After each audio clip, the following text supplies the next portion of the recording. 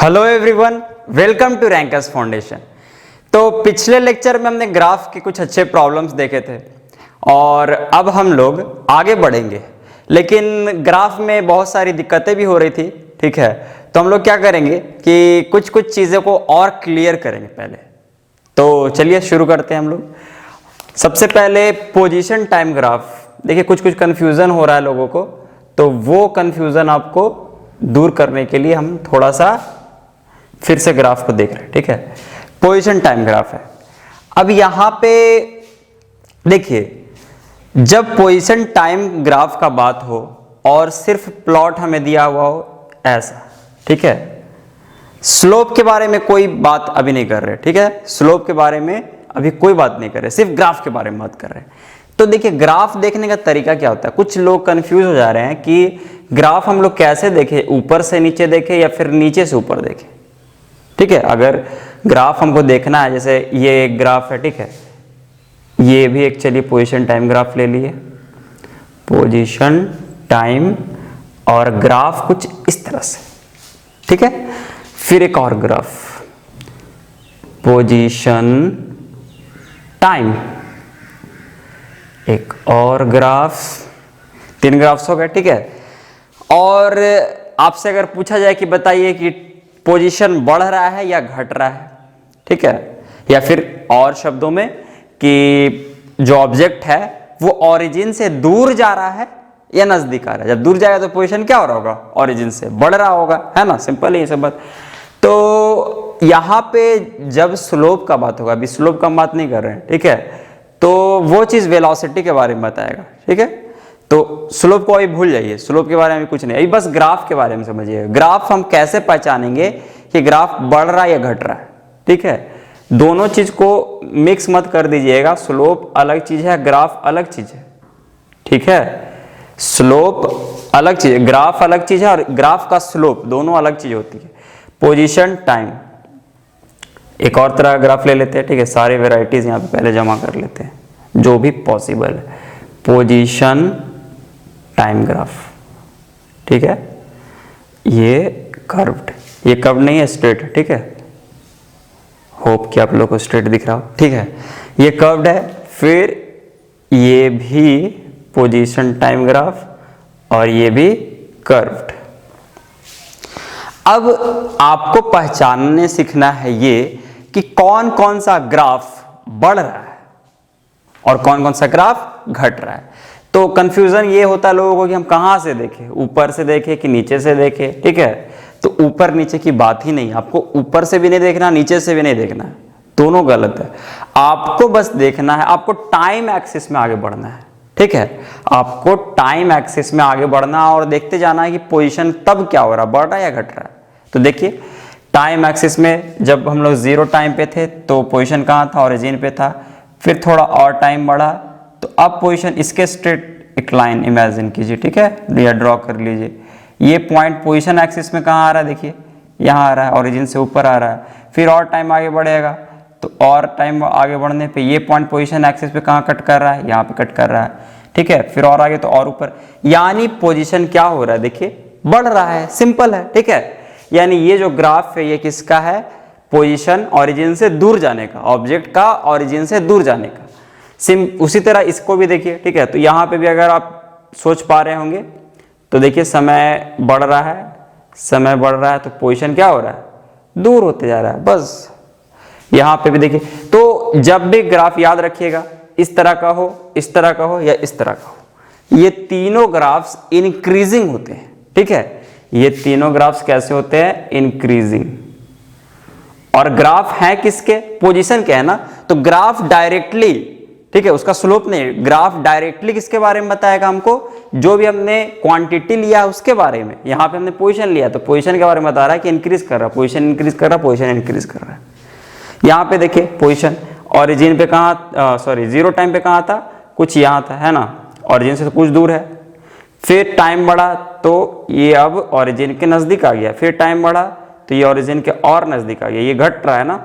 फिर और टाइम बढ़ा, देखिए टाइम बढ़ रहा है, हम लोग ऊपर से नीचे नहीं आ रहे हैं, ये सब गलतफहमी नहीं पालिएगा, हम लोग बस टाइम में आगे बढ़ रहे हैं, जो हो जाए। ठीक है, यहाँ पे फिर क्या हो गया कि और दूर आए, ठीक है, टाइम में और आगे बढ़े तो फिर पोजीशन देखिए कहाँ हो गया, घट गया, फिर यहाँ पे एग्जैक्टली क्या हो गया, ये 0 पे आ गया। यानी ये धीरे धीरे कहाँ आ रहा है, ओरिजिन के नज़दीक आ रहा है और लास्ट में ओरिजिन पे आ गया। उसी तरह ये भी देखिए, ये भी डिक्रीजिंग ग्राफ, ये भी डिक्रीजिंग ग्राफ। ये तीनों केसेस में ऑब्जेक्ट ओरिजिन के पास आ रहा है, ओरिजिन के नज़दीक आ रहा है, ठीक है। ये तीनों क्या है, डिक्रीजिंग ग्राफ्स, डिक्रीजिंग ग्राफ्स। तो या तो आप याद रखिए, और याद रखने की क्या बात है, आप देख के समझ सकते हैं, ठीक है। इसी तरह से आपको ड्रॉ करना है और समझ जाना है। तो यहाँ पे जब ग्राफ की बात करें, ग्राफ क्या है, यहाँ पे इंक्रीजिंग, यहाँ पे इंक्रीजिंग, यहाँ पे इंक्रीजिंग, यहाँ डिक्रीजिंग, यहाँ डिक्रीजिंग, यहाँ डिक्रीजिंग। तो पोजीशन क्या होगा, क्योंकि पोजीशन टाइम का ग्राफ है तो पोजीशन क्या हो जाएगा, increasing increasing increasing, decreasing decreasing decreasing. ये रहा ग्राफ का बात। अब स्लोप पे आइए, ठीक है। स्लोप अलग चीज है, वो अलग चीज होता है एकदम। पोजीशन टाइम ग्राफ में स्लोप हमें क्या बताता है, आपको बस ये बात याद रखना, पोजीशन टाइम ग्राफ में स्लोप हमें बताता है वेलोसिटी के बारे में, ठीक है। क्यों ऐसा क्यों होता है, क्योंकि देखिए change in velocity, sorry change in position by time क्या होता है, वेलोसिटी होता है। चेंज इन पोजीशन को हम लोग डिस्प्लेसमेंट भी कहते हैं ना। तो चेंज इन पोजीशन, जब हम लोग टाइम में कुछ चेंज कर दे, ठीक है, टाइम में चेंज कर दे, तो यहाँ पे देखिए पोजीशन में भी कुछ चेंज हुआ है ना। शुरू में ऑब्जेक्ट कहाँ था, ओरिजिन में था, फिर 1 सेकेंड में ऑब्जेक्ट कहाँ आ गया, यहाँ पे कुछ दूर आ गया ओरिजिन से, तो पोजीशन में भी कुछ चेंज आया। अगर ये लाइन और ज्यादा स्ट्रेट होता है, मतलब और ज्यादा क्या बोले इसको, स्लोपी होता है, ठीक है, और ज्यादा खड़ा होता, तो ये पोजीशन में चेंज और ज्यादा होता। देखिए यहाँ पे बढ़ गया ना, ये चीज बढ़ गया। फिर और आगे जाइए तो यहाँ पे भी देखिए पोजीशन, ऊपर वाले ग्राफ का पोजीशन देखिए कितना चेंज हो गया, इतना चेंज हुआ, नीचे वाले का इतना ही कम ही चेंज हुआ। यानी ये जो लाइन है जितना खड़ा होगा, पोजीशन में चेंज, ध्यान से सुनिएगा वर्ड्स को, पोजीशन में चेंज उतना ही ज्यादा होगा समय के अनुसार। और पोजीशन में जो चेंज होता है समय के अनुसार, उसी को तो हम लोग क्या कहते हैं, वेलोसिटी कहते हैं। क्योंकि आप खुद सोचिए कि वेलोसिटी जब ज्यादा होगा यानी ऑब्जेक्ट का रफ्तार क्या होगा, ज्यादा होगा। और जब ऑब्जेक्ट का रफ्तार ज्यादा होगा तो पोजीशन में चेंज क्या होगा, ज्यादा होगा ना, ठीक है। अगर मैं ज्यादा तेजी से चलूं तो बहुत जल्दी जल्दी अपना जगह बदल लूंगा, अपना पोजीशन बहुत जल्दी जल्दी बदल लूंगा, ठीक है। तो ये मतलब इसका, स्लोप का मतलब वेलोसिटी। उसी तरह यहाँ पे, अब यहाँ पे देखिए, यहाँ पे ये स्ट्रेट लाइन तो है नहीं, लेकिन मैंने बताया था कि आप इमेजिन कर सकते हैं कि यहाँ पे क्या है, बहुत सारे छोटे छोटे स्ट्रेट लाइंस के टुकड़े हैं, और ये जो टुकड़े ये क्या होते जा रहे हैं, देखिए झुकते जा रहे हैं, है ना। यानी स्लोप घट रहा है, स्लोप डिक्रीज कर रहा है, ठीक है। ग्राफ देखिए, ग्राफ इंक्रीज कर रहा है, ये तीनों केस में ग्राफ इंक्रीज कर रहा है। तो पोजीशन तो बढ़ ही रहा है, लेकिन स्लोप क्या हो रहा है, डिक्रीज कर रहा है। और स्लोप जब डिक्रीज करेगा तो वेलोसिटी भी क्या होगा, डिक्रीज करेगा। यानी ये जो है ओरिजिन से दूर जा रहा है, ठीक है, तीनों केसेस में ओरिजिन से दूर जा रहा है, लेकिन यहाँ पे एक अच्छे रफ्तार से, एक फिक्स्ड रफ्तार से दूर जा रहा है, ठीक है, एक कांस्टेंट वेलोसिटी से। लेकिन यहाँ पे क्या हो रहा है कि पहले ज्यादा तेजी से दूर गया, फिर कम तेजी से, फिर और कम, फिर और कम, और ये जो वेलोसिटी है धीरे धीरे क्या होते जा रहा है, घटते जा रहा है। यहाँ पे वेलोसिटी क्या हो रहा है, वही देखिए, फिर लाइन का टुकड़ा का बात, लाइन का जो टुकड़ा है, ठीक है, वो क्या होते जा रहा है, देखिए खड़ा होते जा रहा है ना। तो खड़ा होते जा रहा है यानी वेलोसिटी क्या हो रहा है, बढ़ते जा रहा है। यानी ओरिजिन से धीरे धीरे जैसे जैसे दूर जा रहा है, उसका रफ्तार भी क्या हो रहा है, बढ़ रहा है, ठीक है, बदल रहा है और बढ़ रहा है। जैसे जैसे ओरिजिन से दूर जा रहा है उसका रफ्तार बढ़ते जा रहा है, यहाँ पे घट रहा है, यहाँ पे घट रहा है, यहाँ पे घट रहा है। तो ये चीज है, स्लोप बिल्कुल अलग चीज बताता है, और ग्राफ, सिर्फ ग्राफ अपने आप में वो क्वांटिटी बताता है जो कि यहाँ पे हमने लिया है। उसी तरह जब हम लोग यहाँ पे वेलोसिटी टाइम ग्राफ ले लेंगे, ठीक है, अब देखिए ये ग्राफ ही बदल गया, ये कौन सा ग्राफ है अब, वेलोसिटी टाइम। तो यानी यहाँ पे क्वांटिटी बदल गया। अब जो ग्राफ में चेंज होगा, ठीक है, अगर माने चलिए ग्राफ कुछ ऐसा है, तो अब जो चीज है ये कैसा ग्राफ है, सोचिए इंक्रीजिंग है, क्या देखिए इंक्रीजिंग है। और यहाँ पे डायरेक्टली भी देख सकते हैं ना, टाइम देखिए, टाइम के अनुसार देखिए वेलोसिटी पहले यहाँ था, फिर टाइम बढ़ा तो वेलोसिटी कहाँ हो गया, और ऊपर हो गया, फिर टाइम बढ़ा तो और ऊपर हो गया वेलोसिटी, यानी वेलोसिटी की वैल्यू बढ़ रही है। तो यानी ये जो ग्राफ है हमें ये बता रहा है कि वेलोसिटी बढ़ रही है। और इसका स्लोप देखिए, स्लोप क्या है, धीरे धीरे, हाँ स्लोप भी बढ़ रहा है, ठीक है, लेकिन ऐसा कोई जरूरी नहीं कि स्लोप बढ़ेगा हमेशा। तो स्लोप बढ़ रहा है, इसका क्या मतलब हुआ कि एक्सेलरेशन, ठीक है, क्योंकि वेलोसिटी टाइम ग्राफ का स्लोप, अब वेलोसिटी नहीं बताएगा, अब क्या बताएगा, एक्सेलरेशन। पोजीशन टाइम ग्राफ में स्लोप वेलोसिटी बताता है, लेकिन वेलोसिटी टाइम ग्राफ में स्लोप क्या बताएगा, एक्सेलरेशन बताएगा। तो एक्सेलरेशन अब बढ़ रहा है, ठीक है। एक और एग्जांपल देखिए वेलोसिटी टाइम ग्राफ का, वेलोसिटी टाइम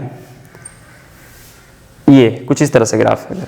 तो देखिए यहाँ पे वेलोसिटी की वैल्यू क्या हो रही है, देखिए टाइम के अनुसार सोचिए क्या हो रही है, बढ़ रही है ना। जैसे जैसे टाइम में आगे बढ़ रहे हैं वेलोसिटी का वैल्यू क्या हो रहा है, बढ़ रहा है। स्लोप देखिए, स्लोप क्या हो रहा है, स्लोप धीरे धीरे झुकते जा रहा है ना, तो यानी स्लोप घट रहा है। यानी यहाँ पे वेलोसिटी तो बढ़ रही है लेकिन स्लोप क्या हो रहा है, घट रहा है। तो इसलिए स्लोप बिल्कुल अलग चीज बताता है और ग्राफ अलग चीज बताता है। ये चीज का बहुत ही ध्यान रखिएगा, नहीं तो कंफ्यूजन में बहुत गलत हो जाएगा सब चीज, ठीक है। तो इसलिए याद रखें कि किस ग्राफ का स्लोप क्या बताता है, और ये ध्यान रखें कि कौन सा ग्राफ हम लोग बना रहे हैं, क्योंकि जो ग्राफ बना रहे हैं, ग्राफ और जो प्लॉट होगा वो प्लॉट उसी ग्राफ के बारे में बताएगा, उसी क्वांटिटी के बारे में बताएगा। जैसे कि यहाँ पे वेलोसिटी के बारे में बताया, ये किसके बारे में बताया, पोजीशन के बारे में बताया, और स्लोप अलग चीज बताएगा, ठीक है। तो ये चीज याद रखें, ध्यान रखें। ये दो क्वेश्चंस हैं एनसीईआरटी के, ठीक है। तो जिन लोगों के पास भी एनसीईआरटी बुक हो वो अपने बुक खोल ले पहले, क्योंकि यहाँ पे जो ग्राफ है वो मैं एग्जैक्टली नहीं बना सकता, ठीक है। जो भी टाइमिंग वगैरह डिस्टेंस है वो थोड़ा अजीब है, और यहाँ पे मैंने बना दिया हालांकि, ठीक है। लेकिन इस क्वेश्चन के लिए थोड़ा बुक की ज़रूरत पड़ेगी। तो हो सके तो आप लोग अपना अपना एनसीईआरटी का फिजिक्स या साइंस जो भी है, ठीक है, उसका बुक का मोशन का एक्सरसाइज खोल ले, ठीक है। आपको ये क्वेश्चन दिख जाएगा, ये ग्राफ। तो इस ग्राफ में हमें क्या बताना है, सबसे पहले आप लोग बुक जल्दी से ढूंढ लीजिए और जल्दी से खोल लीजिए, और तब तक मैं क्वेश्चन बताता हूँ, ठीक है। क्वेश्चन क्या है, पहले बताना है कि कौन सा, यहाँ पे 3 प्लॉट्स हैं ए बी और सी के, ए बी सी 3 प्लॉट्स हैं, और आपको बताना है, और ये जो ग्राफ है वो डिस्टेंस टाइम ग्राफ है। आपको बताना है इसमें कि सबसे फास्टेस्ट कौन है, ठीक है। सेकेंड क्वेश्चन है कि क्या तीनों कभी भी कोई भी ऐसा टाइम है जब तीनों का डिस्टेंस सेम हो, ठीक है। तीसरा क्वेश्चन है कि जब B A से पास करता है उस समय C कितना चला है, और आखिरी क्वेश्चन है कि जब B C से पास करता है तब B कितना चला है, ठीक है। सबसे पहले आप लोग बुक अपना ले आइए और ये मोशन चैप्टर का एक्सरसाइज खोलिए, आपको ये ग्राफ दिख जाएगा, सामने ही है, ये दोनों ग्राफ अगल बगल में ही है, ठीक है। तो चलिए क्वेश्चन को फिर से मैं बता रहा हूँ। क्वेश्चन है कि 3 ग्राफ्स के प्लॉट है, डिस्टेंस टाइम ग्राफ है, और ए बी सी 3 कोई ऑब्जेक्ट या कोई भी 3 पर्सन भी हो सकते, कुछ भी हो सकते हैं, तीनों का मोशन का यहाँ पे ग्राफ बनाया गया, ठीक है, डिस्टेंस टाइम ग्राफ। आपको बताना है कि कौन सा ऑब्जेक्ट सबसे फास्ट है, ए बी सी में तीनों में से सबसे कौन सा ऑब्जेक्ट सबसे ज्यादा फास्ट है। तो आप लोग कमेंट करें आंसर, थोड़ा टाइम मिलता है आपको, आप कमेंट कीजिए आंसर फर्स्ट में। ए बी सी में से तीनों में से कौन सा ऑब्जेक्ट सबसे ज्यादा फास्ट है। तो देखिए डिस्टेंस टाइम ग्राफ है, डिस्टेंस टाइम ग्राफ में स्लोप हमें क्या बताता है, स्पीड के बारे में बताता है। तो जिसका स्पीड सबसे ज्यादा होगा वही सबसे ज्यादा फास्ट हो जाएगा, है ना। तो स्पीड कैसे पता चलता है, स्लोप से, है ना। स्लोप सबसे ज्यादा किसका है तीनों में से, देखिए ये बी का प्लॉट है, ध्यान से देखिएगा, ये बी का है, ये सी का है और ये ए का है। तो सबसे ज्यादा खड़ा कौन है, सबसे ज्यादा बी वाला प्लॉट खड़ा है ना, सबसे ज्यादा बी। तो बी जो है वो सबसे फास्टेस्ट है। चलिए अब ये बताइए कि बी से स्लोअर कौन है, बी से थोड़ा कम स्पीड में कौन चल रहा है, सी या ए। जल्दी से कमेंट कीजिए, जल्दी से। बी के बाद सबसे ज्यादा तेज कौन है, बी के बाद सबसे ज्यादा तेज कौन है, ए या सी। देखिए सी ये वाला, ठीक है, सी ये है और ए ये है। कौन ज्यादा झुका हुआ है, ए ज्यादा झुका हुआ है ना, और सी क्या खड़ा है, यानी बी के बाद जो सबसे फास्ट है वो है सी, और सबसे स्लो कौन है, ए। तो ये हमने पता कर लिया। तीसरा सवाल ये है कि क्या कभी भी कोई भी ऐसा टाइम है जिस टाइम पे तीनों का डिस्टेंस इक्वल हो, तीनों का डिस्टेंस इक्वल हो। चलिए जल्दी से बताइए, यस और नो, कमेंट कीजिए यस और नो। कोई ऐसा पॉइंट ऑफ टाइम, कोई भी ऐसा टाइम जहां पे तीनों ऑब्जेक्ट का डिस्टेंस सेम है क्या, देखिए जब भी तीनों का जो डिस्टेंस है वो सेम होगा तो तीनों क्या करेंगे, तीनों लाइन उस पॉइंट पे एक दूसरे से पास करेंगे। मतलब ग्राफ कुछ इस तरह का होगा, ए बी सी, ठीक है, जो भी है, मतलब तीनों लाइन एक ही पॉइंट से पास करेंगे। तो क्या ऐसा कोई पॉइंट है जहां से तीनों लाइन पास कर रहे हैं? ऐसा कोई पॉइंट नहीं है, ठीक है, ऐसा कोई पॉइंट नहीं है। तो इसलिए ऐसा नहीं है कि तीनों किसी भी, यानी इसका आंसर क्या हो जाएगा, नो, ठीक है, तीनों एक साथ कभी नहीं थे। तीसरा क्वेश्चन, इसके लिए आपको बुक के ग्राफ की जरूरत पड़ेगी, ठीक है, तो बुक में आप देख के बताइएगा और एग्जैक्टली नहीं बता पाइएगा क्योंकि ग्राफ थोड़ा अजीब, अच्छे से उतना क्लियरली प्लॉटेड नहीं है, लेकिन लगभग में हम लोग बता सकते हैं, ठीक है। तो लगभग में आप लोग कमेंट कीजिएगा। पूछा जा रहा है कि सी कितना चला है, किस टाइम तक, जब बी ए से पास कर रहा था, ठीक है, जब बी ए से पास कर रहा है। अच्छा, जब बी ए से पास कर रहा होगा वो कौन सा टाइम होगा, कैसे पता चलेगा ग्राफ देख करके कि बी जो है वो ए से पास कर रहा है? तो जब बी और ए पास कर रहे होंगे एक दूसरे से, उस समय दोनों क्या कर रहे होंगे, एक दूसरे को इंटरसेक्ट कर रहे होंगे, क्योंकि दोनों का डिस्टेंस क्या होगा, सेम होगा। तो वो कौन सा टाइम में, देखिए ये है बी, ये है ए, ठीक है, बी ये है ए, दोनों कहां कट रहे हैं, यहां पे कट कर रहे हैं। ये टाइम कौन सा है, इसके जस्ट नीचे है ना, ये वाला टाइम। अब इस टाइम पे हमें किसका डिस्टेंस बताना है, सी का बताना है, ठीक है, सी का। तो सी तो बी और ए ये वाला है ना, सी नीचे है, दोनों से नीचे है, तो ये वाला डिस्टेंस बताइए कितना है। ग्राफ देखिए, ग्राफ रीड कीजिए और बताइए कितना है, कमेंट कीजिए यहां पे इसके सामने कितना डिस्टेंस आ रहा है। लगभग में आंसर आएगा, एग्जैक्टली नहीं आएगा, एग्जैक्टली जाना भी नहीं है आपको, बस ग्राफ देखिए, ग्राफ रीड करना है, ठीक है। तो पहले तो देखिए ये जो टाइम है, आप लोग अगर देख पाए होंगे ग्राफ को तो कमेंट कीजिए, पहले तो कमेंट कीजिए और मैं बता रहा हूं आंसर क्या होगा। बी और ए के आप अगर टाइम को देख पाएंगे अच्छे से तो वो लगभग 1.2, ठीक है, यहाँ पे आवर में टाइम था, है ना, ये जो टाइम था वो आवर में था, तो 1.2 आवर से एक स्क्वायर पीछे होगा।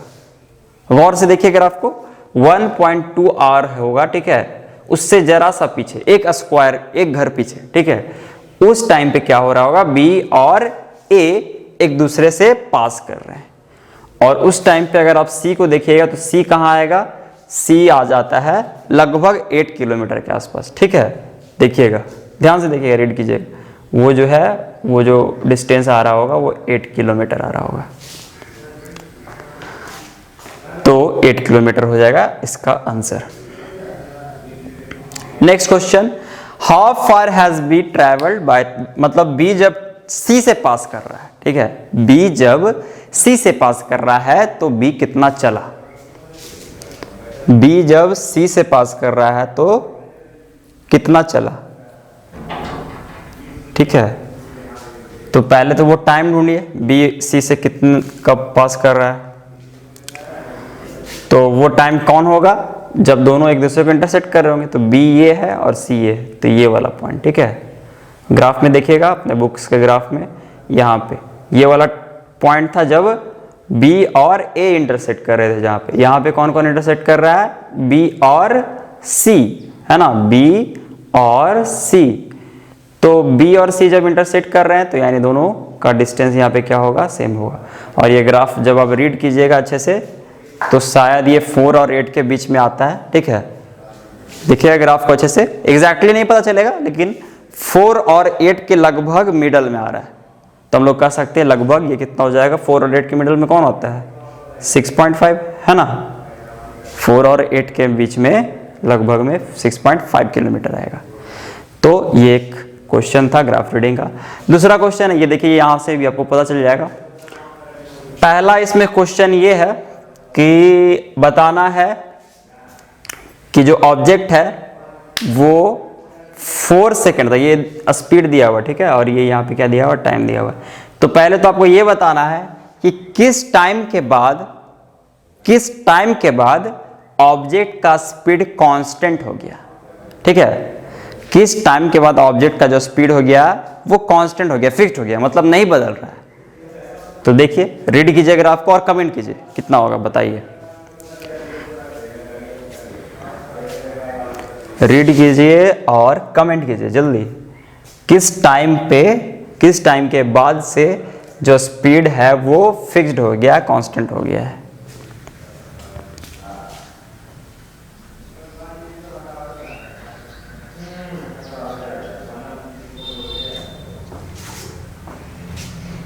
तो देखिए 0 टाइम पे स्पीड कितना था, 0 था, ठीक है। 2 टाइम पे 2 सेकेंड पे स्पीड कुछ बढ़ा, ठीक है, लगभग ये आ रहा है कहाँ, 4 से हल्का नीचे, ठीक है, 4 से हल्का सा नीचे आ रहा है। फिर 4 पे कुछ और आ रहा है, ठीक है। 6 पे कितना आ रहा है स्पीड, 6 आ रहा है, ठीक है। ये ग्राफ थोड़ा ऊपर नीचे हो गया यहाँ पे, लेकिन बुक पे आप देखिएगा अच्छा से पता चल जाएगा। 6 सेकेंड पे जो स्पीड है वो कितना है, 6। अच्छा 8 सेकेंड पे स्पीड कितना है, 6 ही है। 10 सेकेंड पे स्पीड कितना है, 6 ही है। यानी 6 इज द आंसर, ठीक है। 6 सेकेंड के बाद स्पीड हमेशा कितना है, फिक्स्ड है, और कितना है, 6 मीटर पर सेकेंड। अब नेक्स्ट क्वेश्चन इसमें यही है इस ग्राफ में कि 4 सेकेंड तक ऑब्जेक्ट कितना डिस्टेंस चला है, ये फाइंड कीजिए। तो और यहां पे आपको एरिया शेड करना है, ठीक है। कौन सा, याद कीजिए स्पीड टाइम के अंडर में जो एरिया होता था वो क्या बताता था हमें, वो हमें बताता था डिस्टेंस के बारे में। वेलोसिटी टाइम के अंडर का एरिया क्या बताता था, डिस्प्लेसमेंट के बारे में बताता था। उसी तरह स्पीड टाइम के अंडर का एरिया क्या बताएगा हमें, डिस्टेंस के बारे में। यहां पे देखिए ये डिस्टेंस टाइम ग्राफ, इसके अंडर का एरिया कुछ नहीं बताएगा हमें, ठीक है। ये सब चीज याद रखा कीजिए, ठीक है। और लेकिन स्पीड टाइम के अंडर में हमें डिस्टेंस पता चलेगा, वेलोसिटी टाइम के अंडर में हमें क्या पता चलेगा, डिस्प्लेसमेंट पता चलेगा। तो 4 सेकेंड तक जो भी एरिया इसने चला है वो आपको शेड करना है। देखिए क्या करेंगे, 4 सेकेंड पे हम लोग ऐसे पैरेलल टू स्पीड एक्सिस के पैरेलल एक लाइन खींचेंगे, यही एरिया है ना, this is the area travelled by the object in 4 second. तो इस तरह से ये दोनों क्वेश्चंस, ग्राफ के बहुत अच्छे क्वेश्चंस थे, ये सब क्लियर हो गए। अब हम लोग कुछ जो 3 इक्वेशंस ऑफ मोशन जो हमने पढ़ा था उस पे बेस्ड कुछ क्वेश्चंस करेंगे, ठीक है। तो आप लोग भी क्वेश्चन करिएगा और कमेंट कीजिएगा। पहला क्वेश्चन है कि a bus decreases its speed from 80 km per hour to 60 km per hour in 5 seconds. Find the acceleration of the bus. ठीक है, कोई बस है, वो जा रही है, कितनी की स्पीड से जा रही है, 80 किलोमीटर पर आवर से। देखिए ये सारे क्वेश्चंस बनाने के जो तरीके हैं स्टेप बाय स्टेप, तो उसमें करना क्या, सबसे पहले वो तो क्वेश्चन को पढ़ना है, ठीक है। ऑब्वियस बात है, सबसे पहले तो क्वेश्चन ही पढ़ना जाता है, ठीक है।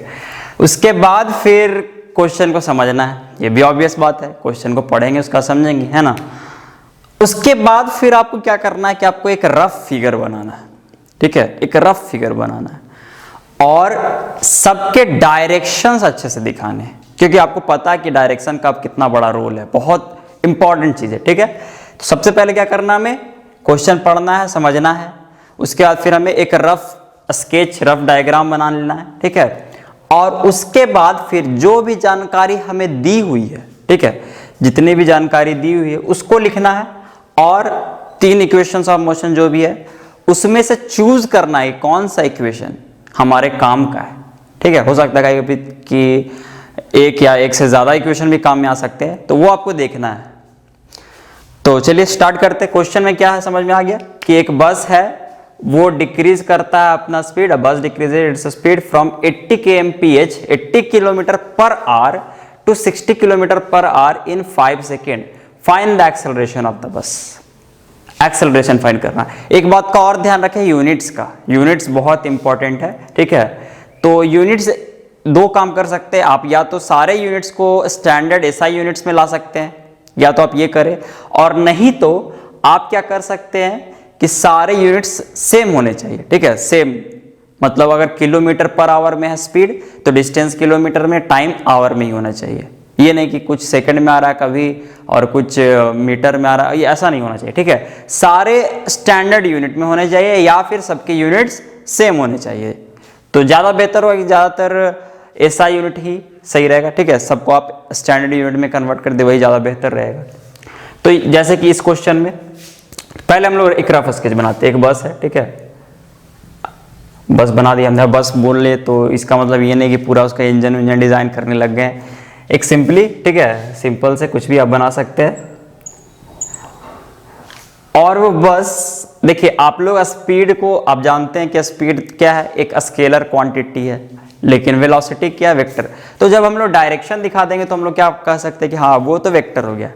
तो देखिए हम लोग क्या कर रहे हैं, यहाँ पे एक लंबा एरो लिख रहे हैं, एक लंबा एरो, और उसके ऊपर लिख रहे हैं हम लोग 80 kmph, ठीक है, एक लंबा एरो, और यहाँ पे जो स्पीड है वो कितना है 80 kmph, 80 kmph पर आवर, और एक लंबा एरो दे रहे हैं। और इसके बाद फिर यहाँ पे 60 kmph, देखिए जा रहा है जिधर उधर ही उसका स्पीड क्या हुआ है, घटा है, यानी डायरेक्शन चेंज नहीं हुआ है। तो यहाँ पे, लेकिन यहाँ पे हम लोग एरो छोटा देंगे। क्यों छोटा, क्यों? क्योंकि ये वैल्यू क्या हो गया, डिक्रीज कर गया। और आपको बताया गया है कि जितना ज़्यादा वैल्यू होगा स्पीड का, या फिर यूँ कहे कि वेलोसिटी का जितना वैल्यू होगा, ठीक है, मैग्नीट्यूड होगा, उतना ही लंबा एरो होगा, ठीक है। तो यानी यहाँ पे एरो क्या हो जाएगा, छोटा हो जाएगा, क्योंकि 80 से ये क्या हो गया 60 हो गया। और ये बस, ठीक है। आपको ये मत बोलिएगा कि बस में तो 4 टायर्स होते हैं, आप 2 ही बनाए हैं, ये सब इलॉजिकल बात नहीं। आपको रफली कुछ भी बना लेना समझने के लिए, और फिर ये सारी चीज़ें दिखा देनी है। अब यहाँ पे टाइम दिखा दीजिए कि 5 सेकंड लगा घटने में, ठीक है, टाइम। सोचिए कि एक्सेलरेशन फाइंड करना है ना।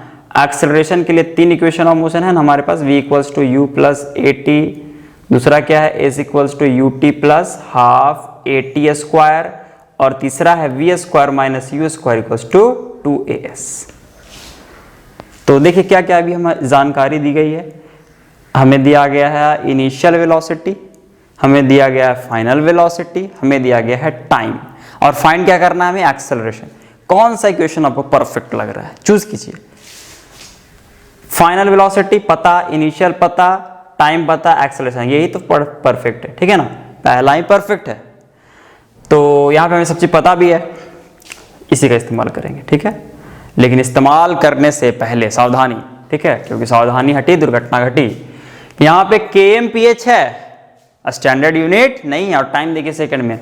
या तो अगर ये आवर में रहता तो हम भी लोग डायरेक्ट इसका यूज कर लेते। क्यों? क्योंकि किलोमीटर पर आवर यार अच्छा लग रहा है, सब सेम है ना, एक ही बिरादरी के हैं। लेकिन यहाँ पे है सेकंड, तो अब सही नहीं लग रहा है। क्या करते हैं हम लोग, ये दोनों को ही कर लेते हैं मीटर पर सेकंड में चेंज करने हम लोग सीख चुके हैं। कैसे चेंज करते हैं हम लोग, 80 किलोमीटर है ना, याद कीजिए किलोमीटर पर आवर कुछ इस तरह से हम लोग लिखते थे। पर आवर मतलब 1 आवर है ना, डिवाइड बाय 1 आवर। किलोमीटर को मीटर में बदलना तो किससे मल्टीप्लाई करेंगे, 1000 से, ठीक है, 1000 से, तो ये मीटर हो गया। और आवर को बदलना है सेकंड में तो 3600, ठीक है। ये कट उठ के कितना आ जाएगा, 5/18 आ जाएगा। ये आप लोग अब याद रखा करें, ठीक है। जब भी kmph को मीटर पर सेकंड में बदलना, याद रखिएगा, ये एक बहुत ही कैलकुलेशन का आपका स्पीड बढ़ा देगा, ठीक है। kmph को जब भी मीटर पर सेकंड, ठीक है, पर या तो आप ऐसे दे सकते हैं, यहाँ पे भी ऐसे भी दे सकते थे, या फिर p भी लिख सकते हैं। kmph को mps में जब बदलना हो, ठीक है, तो हम लोग क्या करते हैं, 5/18 से मल्टीप्लाई करते हैं। kmph को मीटर पर सेकंड बदलना हो तो 5/18 से, और जब मीटर पर सेकंड को kmph में बदलना हो तो फिर 18/5 से मल्टीप्लाई करते हैं। क्यों? क्योंकि फिर क्या करना होगा, डिवाइड करना होगा। याद कीजिए, जब मीटर को हम लोग किलोमीटर में बदलते हैं तो क्या करते हैं, 1000 से डिवाइड करते हैं, और जब 1000 से डिवाइड करेंगे तो ये उल्टा हो जाएगा। देखिए यहाँ पे ऊपर 1000 है, नीचे 3600 है, तो इसलिए 5/18 आया। जब यहाँ पे डिवाइड करेंगे तो नीचे 1000 आ जाएगा और ऊपर चल जाएगा 3600, तो फिर ये 18/5 हो जाएगा, ठीक है। तो इस तरह से आप याद रखिए इस चीज को। अब यहाँ पे डिवाइड कीजिए, जब 80 × 5/18, ठीक है, 18 के टेबल में तो ये नहीं आता, 90 आता है ना, तो सिंप्लीफाई करते जाइए, और क्या, और तो कुछ नहीं किया जा सकता। यहाँ पे हो जाएगा 40, यहाँ पे हो जाएगा 9, है ना, 9 × 2 = 18, यहाँ पे, तो फिर ये ऊपर हो जाएगा 200/9, ये हो गया मीटर पर सेकेंड। 200/9, 200/9 मीटर पर सेकेंड। चलिए 60 इसको 60 किलोमीटर पर आवर को बदलेंगे तो कितना से मल्टीप्लाई करेंगे डायरेक्ट 5/10 से, तो कितना हो जाएगा ये, फिर से 9 और यहाँ पे 30, ठीक है, ये भी और भी आगे कटेगा है ना, 3 3 जा 9, यहाँ पे 10, यानी आ गया 50/3, ठीक है, ये आ गया 50/3 मीटर पर सेकेंड। अच्छा देखिए डायरेक्शन तो दोनों का सेम है, तो प्लस माइनस का कोई झंझट नहीं है, आप लोग ले भी सकते हैं, ठीक है, जब डायरेक्शन सेम हो तो चलिए उधर प्लस ले रहे हैं, ठीक है, तो दोनों प्लस हो गया, सही है। यहाँ एक बार कैलकुलेशन फिर से चेक कर ले, क्योंकि अक्सर मेरा कैलकुलेशन गलत होता है। यहाँ पे हो गया 30, यहाँ पे हो गया 9, यहाँ पे 3, हाँ 3 6 जा 18 और यहाँ पे 10 6 जा 60, हाँ ठीक है, तो कैलकुलेशन सही है, फॉर्चुनेटली सही है। अब यहाँ पे दो हमें वेलोसिटीज मिल गया, इनिशियल कौन है, ये है u, तो चलिए यहाँ पे लिखते हैं u इक्वल्स टू कितना हो गया 200/9 मीटर पर सेकेंड, v कितना हो गया, जो भी जानकारी दी गई है सबको एक जगह समेट रहे हैं हम लोग, ठीक है, 50/3 मीटर पर सेकेंड, और टाइम दिया हुआ है 5 सेकेंड। चलिए अब कैलकुलेट करें, पुट करते हैं फर्स्ट पे, तो v के जगह 50/3 इक्वल्स टू u के जगह 200/9, ठीक है, प्लस प्लस दोनों प्लस है, प्लस a, ठीक है, इनटू टाइम, टाइम कितना है 5। देखिए एक बात ध्यान रखिएगा, यहाँ पे आपको डायरेक्ट पता चल रहा है, अच्छा चलिए पहले कैलकुलेशन करते हैं इसको, ठीक है, इसे कैलकुलेशन करते उसके बाद एक बात बताएंगे। 50/3 minus 200/9 equals to a into 5, या फिर 5a लिख दीजिए, 5a। यहाँ पे एलसीएम कितना हो जाएगा, यहाँ पे एलसीएम हो जाएगा 9, ठीक है, 3 3 जा 9, ऊपर कितना हो जाएगा 150, 3 3 जा 9, ऊपर 150 माइनस यहाँ पे फिर 200 हो जाएगा, तो ये आ जाएगा 5a के इक्वल, और ये हो जाएगा कितना, सब्ट्रैक्ट करें तो -50/9, ये 5 को यहाँ नीचे ले आते हैं है ना a, तो ये कट के हो जाएगा 10, यानी एक्सेलरेशन कितना है देखिए -10/9 मीटर पर सेकेंड स्क्वायर, यूनिट छोड़ना नहीं है, ठीक है, यूनिट्स को साथ में रखना है, तो -10/9 मीटर पर सेकेंड स्क्वायर, एक्सेलरेशन क्या आया, नेगेटिव आया। नेगेटिव का मतलब कि एक्सेलरेशन इस डायरेक्शन में हो रहा है, ठीक है, हम अच्छे से जानते हैं अब कि जिधर फोर्स लगता है उधर ही एक्सेलरेशन होता है, क्योंकि उधर ही उसी डायरेक्शन में तो वेलोसिटीज में चेंजेस होंगे, है ना, तो यानी देखिए अब ये 80 से 60 हुआ, यानी घटा है ना, तो घट कब सकता है, जब कोई रोक रहा हो, है ना, तो रोकेगा तो फिर क्या करेगा, उसके अगेंस्ट में फोर्स लगेगा, तो उसी के अगेंस्ट में एक्सेलरेशन भी होगा, यानी एक्सेलरेशन नेगेटिव होगा। अब देखिए अगर आपको ये बात पहले ही से अंदाजा लग जाता है, ठीक है, क्वेश्चन बनाते हैं, ठीक है, यहीं पे आपको अंदाजा लग जाता है कि एक्सेलरेशन जो है इस डायरेक्शन में होगा, और आप लोग फिर आगे कैलकुलेट करते, और एक्सेलरेशन की जगह यहाँ पे अगर आप लोग माइनस पुट कर देते, ठीक है, पहले ही यहाँ माइनस पुट कर देते, क्योंकि हम लोग समझ पा रहे हैं कि एक्सेलरेशन क्या है, माइनस है, अपोजिट डायरेक्शन में, ये हम लोग पहले ही समझ पा रहे हैं, और पहले ही यहाँ पे हमने माइनस पुट कर दिया, उसके बाद कैलकुलेट करते हैं हम लोग, तो हम लोग फंस जाते हैं, ठीक है, आंसर यहाँ पे हमारा पॉजिटिव आता है।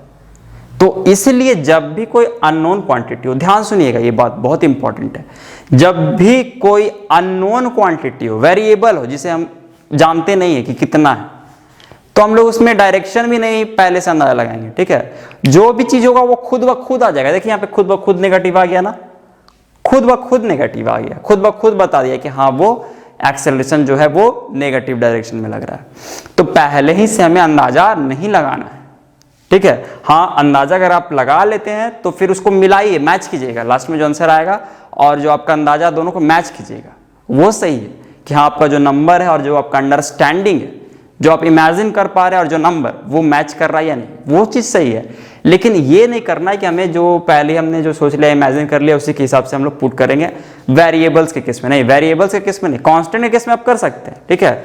जैसे यहाँ पे 50/3 के आगे हमने प्लस लगाया, 200/9 के आगे प्लस लगाया, तो वो हमें करना ही है, बल्कि क्योंकि ये हमें पता है। लेकिन एक्सेलरेशन हमें पता ही नहीं है ना, पता ही नहीं है। तो जो चीज़ पता नहीं रहे उसके बारे में पहले ही से साइन प्रेडिक्ट नहीं करना है, डायरेक्ट फॉर्मूला का यूज करना है, जो कि ये है। ठीक है, चलिए नेक्स्ट क्वेश्चन है, अ train starting from a railway station and moving with uniform acceleration attains a speed 40 kmph in 10 minutes, find its acceleration.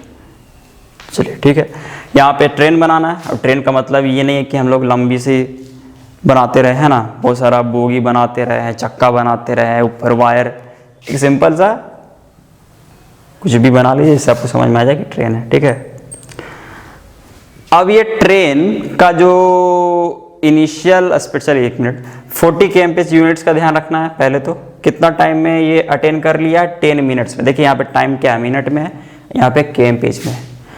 हाँ, तो 40 kmph तो फाइनल है ना, अटेन कर रहा है, बाद में अटेन कर रहा है, अचीव कर रहा है, तो ये फाइनल हो जाएगा इसका वेलोसिटी 40 kmph। वेलोसिटी क्यों बोले, क्योंकि डायरेक्शन दिखा दी है इसलिए। ठीक है, अब इसे चलिए पहले बदलिए, सबको 1 यूनिट में कीजिए। 10 मिनट्स है, चलिए क्या करें यहाँ पे हम लोग, यहाँ पे पर आवर है ना। ठीक है, तो इसे या तो आवर में बदल सकते हैं, तो फिर सब सेम सेम हो जाएगा, सब सेम बिरादरी के हो जाएंगे, या फिर हम लोग ऐसा कर सकते हैं कि इसे मीटर पर सेकंड में बदल ले और इसे भी सेकंड में बदल ले, तो जो आपको आसान लगे। हम इसे ही आवर में बदल रहे हैं, आंसर जो आएगा वो एक्सेलरेशन का वो फिर क्या आ जाएगा, किलोमीटर पर आवर का स्क्वायर आ जाएगा। ठीक है, ऐसा कुछ आएगा। तो चलिए इसे हम पहले बदल ले रहे हैं, अगर तो क्या करेंगे, मिनट्स को आवर में बदलने के लिए क्या करते हैं हम लोग, 60 से डिवाइड करते हैं, कितना हो जाएगा 1/6 आवर। ठीक है, 1/6 आवर। अब यहां पे देखिए क्या क्या पता हमें, फाइनल पता है। ठीक है, फाइनल वेलोसिटी, टाइम पता है, इनिशियल वेलोसिटी नहीं पता है, इनिशियल वेलोसिटी तो नहीं पता है, तो कैसे किसी क्वेश्चन का यूज करें हम लोग। तो ध्यान से देखिए, क्वेश्चन को ध्यान से पढ़िएगा। ट्रेन स्टार्टिंग, स्टार्ट हो रहा है, यानी इनिशियल वेलोसिटी 0 है। ठीक है, यानी यहां पे 0 किलोमीटर पर आवर। अब देखिए इनिशियल वेलोसिटी पता है, फाइनल वेलोसिटी पता है, टाइम पता है, एक्सेलरेशन। ये इक्वेशन फिर से यूज करते हैं। ठीक है, v = u + at, डायरेक्शन सबका फिक्स है। ठीक है, इसमें कुछ एरो नहीं दिखा रहा है, क्यों, क्योंकि 0 है, 0 तो एरो का कोई लेंथ नहीं होगा, यहाँ पे कोई लेंथ नहीं, तो v हम लोग पुट कर रहे हैं, यहाँ पे प्लस मान लेते हैं, इस डायरेक्शन को प्लस। ठीक है, लेफ्ट टू राइट को पॉजिटिव मान रहे हैं, यहाँ पे पुट करें 40 u0 + a फाइंड करना है, t। देखिए a क्या आ गया, हमने माइनस या प्लस कुछ नहीं लगाया खुद से, वो खुद आ जाएगा, जो भी आंसर आएगा वो खुद आ जाएगा। ऐसे आप लोग पहले ही अंदाजा लगा लीजिए, सोचिए कि क्या है, 0 है और यहाँ पे 40 स्पीड हो गया, तो एक्सेलरेशन फोर्स किधर लगना चाहिए, किधर हम लोग ताकत लगाएंगे ताकि स्पीड बढ़ जाएगा। तो ये आप लोग मन में रखिएगा भी, और फिर जो आंसर आएगा उससे मैच कीजिएगा। ठीक है, तो a और यहाँ पे टाइम कितना हो गया है, 5 नहीं, कितना 1/6 आवर। ठीक है, टाइम कितना है 1/6। अब यहाँ पे 40, 0 को ऐड करने का कोई फायदा है नहीं, 0 ही है, a/6।